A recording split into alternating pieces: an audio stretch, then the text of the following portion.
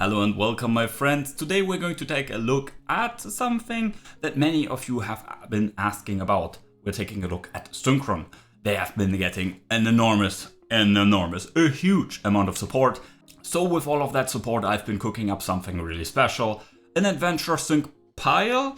It's going to be different than some things that you might have seen already, but I hope you're open-minded and are ready to enjoy it. But before we get into it, you know how it goes. Subscribe to not miss out on future content and to not miss out on a test hand video, combo video.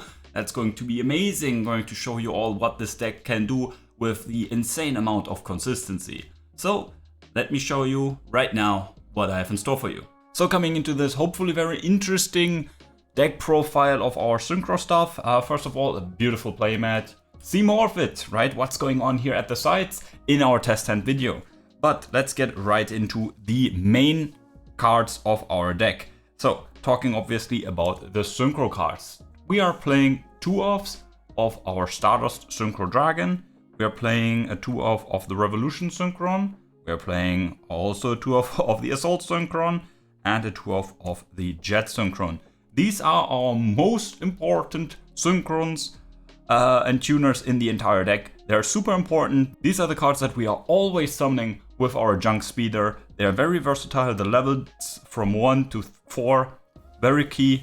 And obviously the amount of effects they have, very beneficial to us. Now these aren't the only tuners we're playing. We're also playing one Wheel, and we're actually playing 2 Junk Synchrons as well. These are additional cards that help us reach higher peaks and, well, also enable a variety of other plays, right? Obviously, starting to get into Junk Synchron with different routes, obviously, you're going to see more about that. Obviously, the one Synchro Carrier, very important, very nice card to have. Obviously works super well with the Junk Synchron I just showed. Another card that works really well with this is obviously, well, a 3-off of the Junk Converter, level 2 Earth monster that searches whatever we need. This is not only helpful in such a context with other Junk cards, but it actually searches like any Synchron, right? All of them are Synchrons. So yeah, huge profit, huge good. Very nice to have such an additional search card. That is also a non-tuner, mind you. Then obviously the one Illumination and the one Stardust Trail. I think that's pretty self-evident why you play that. It's so many non-tuner bodies are being generated by this. It's insane. Now we are coming to the bulk of this deck actually.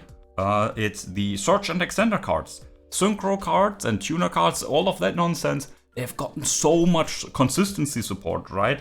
We need to see some of them to even get to our Junk Speeder. That's the main idea of this deck. Let's get to Junk Speeder as reliably as possible. Other decks are looking for other ways to put up negates and then go into Junk Speeder. Very cool, very nice.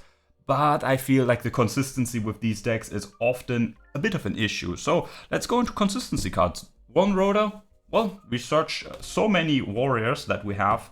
Now the bulk of these aforementioned search cards. We have the Overtake, obviously revealing something in our extra deck, you might know what it is, and then special link summoning the Jet. Tuning, just great, can send something useful in the graveyard as well, but mostly obviously adds what we need. And then on your mark, ready, set, go, I believe is the English name. Oh no, duel, right? Yeah, so obviously you need to play that first, right? Only really useful if you have no monsters on board. But yeah, we add any Synchron monster. And the cool thing with that, obviously we can add a certain non-tuner, this one right here, which can enable a bunch of other plays. And yeah, it's just really nice to have these 9 consistency cards that get us into every tuner situation that we require with our given hand. Then another 1-for-1. Obviously, Jet is the key card in our Adventure Synchro pile here. So getting to that is really useful. Not to mention, well, sometimes you have cards that you can discard and, well, no worries here. Then we come to a bit of a more spicier card, one might say. And that is, Manadium Refraining. well, I guess everyone knows what it does. It's an Omni Negate as a counter trap. So spell speed 3, Omni Negate in a trap form. Very, very good. And yeah, it's not even a brick, right? Because you kind of always get to a Synchro monster.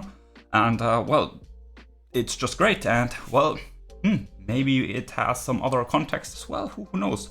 But let's get into the, well, adventure side of things. This was all the Synchro cards, or all the, well, Synchron cards, whatever you want to call them.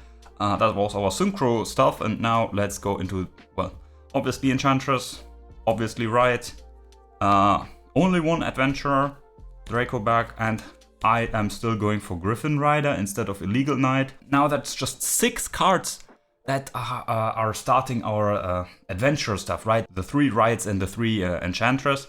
Yeah, let's get Enchantress into the grave so we can banish her. And well, how about we have some added search cards for the Enchantress as well.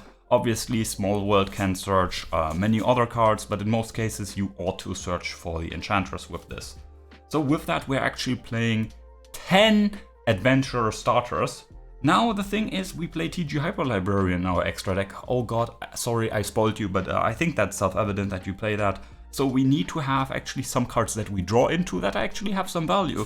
For example, hand traps. We're playing 3 Ash and 3 Veiler. Very cool, these cards, because they're also tuners that you can use for some things. The levels are also helpful.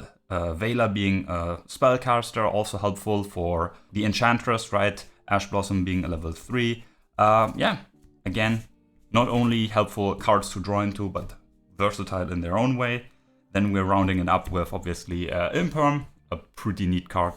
And, well, last off, one Called by the Grave. Again, we all know how evil hand traps can be, especially against our deck here. You can opt in to play some stuff with Cross Crusader. I tested it out and it's alright. And in case you're wondering, this is, I think, a 51 card list. And, well, you can do the math yourself if you want to, but I found actually increasing the number of cards helped increasing the consistency of the deck. Because the cards we've added are search cards, right? The additional ways to get into the adventure engine, the additional ways to get to our Synchro place. So, yeah, the consistency actually mathematically and in practice went up the more cards I added. Obviously, 60 cards I think is a bit too much because, well, there aren't any more searches that we can add realistically. Regardless, let's go into the extra deck, my friends. And I mean, I guess we're starting with the Crimson Dragon, a pretty important card. Yeah, there's not much to say. In this list, I'm going into a bit of a different direction. You would probably now expect some stuff like Sigma or the super heavy cards to then go into the Calamity Lock. That's something that you can do. I personally am not that kind of guy, so we're looking at some other cards. Into level 10s, Burn the Floor, and Dispatter. I think these cards are self-evident. You can't really play the game without them in the Synchro list. Then, I guess this is some spice. I played the Visas Amritara. Obviously pretty cool because this card can search you the trap card, right? And remember how good the trap card is. Read it again, read it once more. It's a searchable, right? Searchable Omni Negate as a counter trap, spell speed 3. Yeah, pretty neat, and you are going to see it in some of the test hands and combos that I'm going to post later on. We can end up with both of these cards, so we are going to end up with 2 Omni Negates. I think that's a pretty neat little thing. Him being a tuner can come up, but most of the time it doesn't. Level 8 is obviously the name of the game, because Omega is one more, as is Crystal Wing. Obviously, some of these need some specific cards, right? This needs a Synchro monster, this needs a light, so sometimes you can't make them all. So yeah, having the Omega, having a wide field of level 8s is just very cool for you. Other level 8s, obviously the Excel Dragon and the Stardust. Yeah, you ought to play these 100%. Coming into some more interesting cards, obviously I think the level 6 Stardust Charge Warrior. It's not the best card, but a level 6 is pretty good due to the way we Synchro climb. And I guess drawing cards, like we love that in this deck. because obviously we're also playing the TG Hyper Librarian, we're drawing a lot. But obviously the goal of this deck is the Junk Speeder. I think that's pretty evident. Another level 5 we're playing that I've really fallen in love with in recent times, the Assault Synchron. Bit mean that these two cards kind of have the same name, but hey, it is what it is. Then the Jet Warrior as the Overtake target. And then, well, a level 5 that I'm also playing is the Naturia Beast. This is a really nice card, obviously. It's incredibly powerful. And yeah, just playing these little cards here enables it. And it's not that these cards are bricks or that they really impact your hands or deck in a negative way. I'll admit, Wheel Synchron is a dead brick. If it's in your hand, it sucks. But we play a lot of cards, so you don't see it in hand. Same with obviously the Gryphon Rider and the Draco Bag. Yeah, we have some unfortunate cards in our deck, but they enable, well, one of the strongest Synchro cards I think that we can all agree on. And these, well, they can kickstart everything else as well, so you're not even forced to go into Naturia Beast if you don't want to, for whatever reason. And then lastly, Herald of Arc-like as a level 4.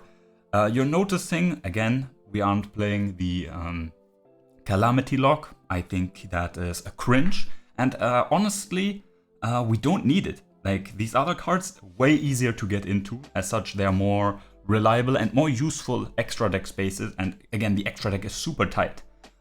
You can cut out some cards, right? You can cut the Naturia Beast and the Visas Amritara. That's the two spaces that you can obviously use for your Calamity Lock. Perfectly fine. Yeah, it's strong, certainly, but we don't need it, right? We can use the valuable level 8 and level 5 space to get into some more unique spots, which may catch some people off guard, and also offers a more diverse lineup of effects. Then we're missing a level 7. People have been experimenting with the Black Rose Dragon, I think it's the name, and that's certainly very powerful, especially going second, going into the level 7, threatening a board clear, baiting artifacts, very cool. Personally, I just value these cards a bit more, and I struggle finding the lines to go into level 7 directly, and not only that, to then profit afterwards. Maybe I need to do some more research, but so far I've tested and I found great fortune with this setup. Okay, hope you enjoyed what you saw, hope you enjoyed the Synchro pile, and again, combo video, test hand video is coming up, so do that subscribing thing. I know. Do it. It's going to be a great fortune for you all. And again, hope you enjoyed yourself today. Hope you learned something new. If you have any great ideas or maybe I've missed something, let me know in the comments down below. Obviously, always a great learning experience for the both of us. Anyway, enough blah blah. I hope you enjoyed the video and are going to enjoy your day. Till then, my friends, bye bye.